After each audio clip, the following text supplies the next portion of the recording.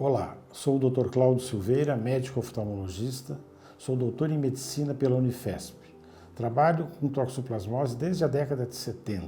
O assunto de hoje é toxoplasmose e o sistema imune. Uma pergunta que é muito frequente em consultório é: doutor, por que eu tenho a doença a cada 2, 3 anos? Por que ela volta? Eu conheço uma pessoa que teve uma vez na vida e nunca mais voltou a ter a doença. Ao longo desse vídeo você vai entender melhor sobre esse assunto. Qual o papel do tipo de parasita na evolução da toxoplasmose? A interação entre o tipo de parasita e as defesas do hospedeiro vão nos dar a resposta de uma doença mais grave ou menos grave. O tipo de parasita é importante porque alguns parasitas, algumas cepas de parasita, têm uma predileção maior pelo olho e causam uma doença ocular mais grave. A quantidade de parasitas ingeridos também é importante em relação ao que vai acontecer com o paciente. Se ele comer um pouco de um alimento contaminado ou se comer muito do mesmo alimento, ele vai ter uma resposta diferente. Sempre falamos tanto em toxoplasmose, mas afinal, o que é isso?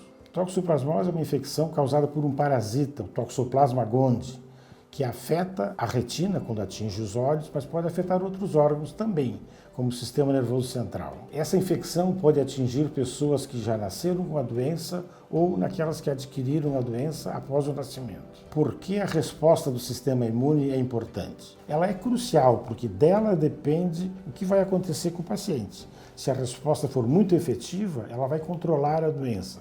Se ele não conseguir controlar de forma adequada, o parasita vai se espalhar pelo corpo. Se o seu sistema imune estiver funcionando bem, você vai entrar em contato com o parasita, mas não vai desenvolver uma doença grave. Isso quer dizer que pessoas que têm sistema imunológico forte estão livres da doença?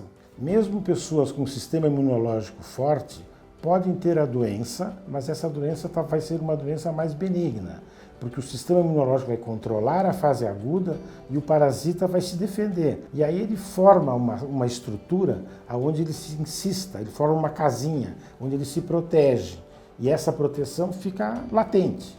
Isso pode ocorrer durante meses, eventualmente até anos. Claro que essa pessoa, dependendo da sua imunidade nos anos futuros, o parasita é um oportunista, ele pode romper essa casinha, esse cisto, e entrar em atividade. Então é um controle momentâneo. Então, esse conceito de imunidade estéril praticamente acabou, porque mesmo que aparentemente o parasita esteja inerte, ele pode, depois de meses ou anos, acordar. Ele estava só num estado latente. Quando o toxoplasma acorda, ele rompe a parede do cisto e invade novas células, podendo causar lesões. O que acontece quando o sistema imune é atacado pelo parasita pela primeira vez? Vamos pensar no corpo como um castelo que é atacado por inimigos.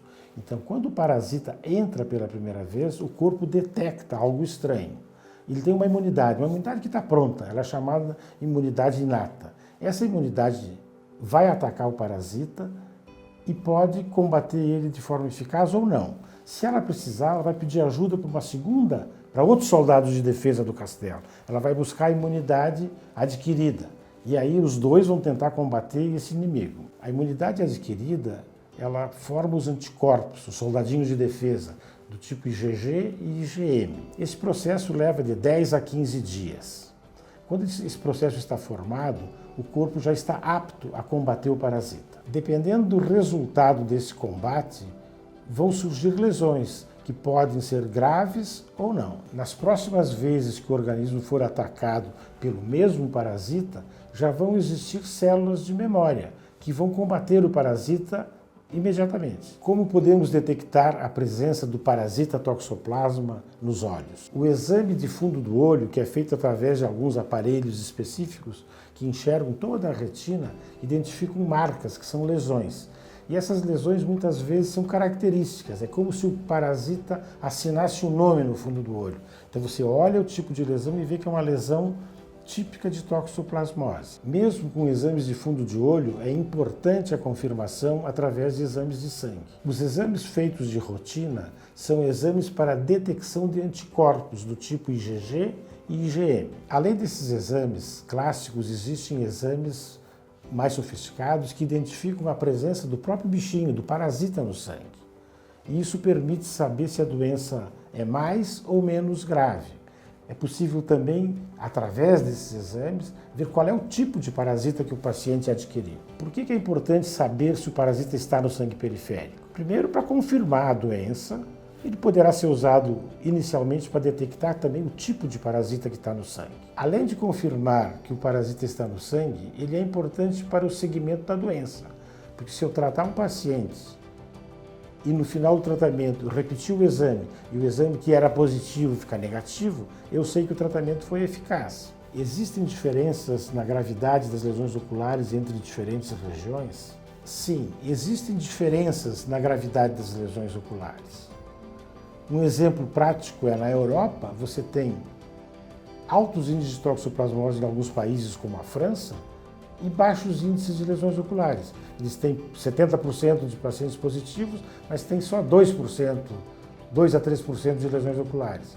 Enquanto que no Brasil nós temos 70% a 80% de positividade, nós chegamos a ter 20% de lesões oculares. Por que ocorre isso? Porque nós temos um tipo de toxoplasma diferente do da Europa. Esse toxoplasma já sofreu tantas mutações que ele se tornou mais agressivo. Ele causa um maior número de lesões e lesões que causam um maior número de cegueira. Por que a toxoplasmose aqui nessa região é tão diferente do resto do mundo? Existem várias possibilidades. Uma delas é hábitos culturais e alimentares. Nós sabemos que a carne crua é uma das formas de transmissão da toxoplasmose. E no interior existe o hábito de preparar embutidos.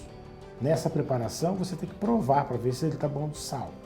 E mesmo além de provar no momento da preparação, ele é consumido nos dias subsequentes, o que pode favorecer a propagação da doença. Como podemos melhorar a nossa imunidade? O seu estilo de vida é importante para melhorar seu sistema imunológico. Uma vida saudável, com exercícios físicos, dieta balanceada, controle do sono, melhoram a sua imunidade. A privação do sono resulta em alterações importantes do seu sistema imunológico, da mesma forma que o estresse. Em relação à alimentação, é importante lembrar que nós podemos viver sem carboidratos, mas não podemos viver sem proteínas. Então, a alimentação adequada deve conter proteínas, verduras e frutas. Devemos ter cuidado com o açúcar, porque ele compromete a flora intestinal e altera a nossa imunidade. Outro fator que nós devemos lembrar é que os agrotóxicos também podem influenciar a nossa imunidade. Existem alguns alimentos que podem ajudar na sua imunidade, como brócolis, couve e espinafre, além de frutas que têm polifenóis como mirtilo e uvas. Uma boa alimentação cura a toxoplasmose? Não, mas ajuda. Quer saber mais sobre toxoplasmose? Acompanhe nossos vídeos.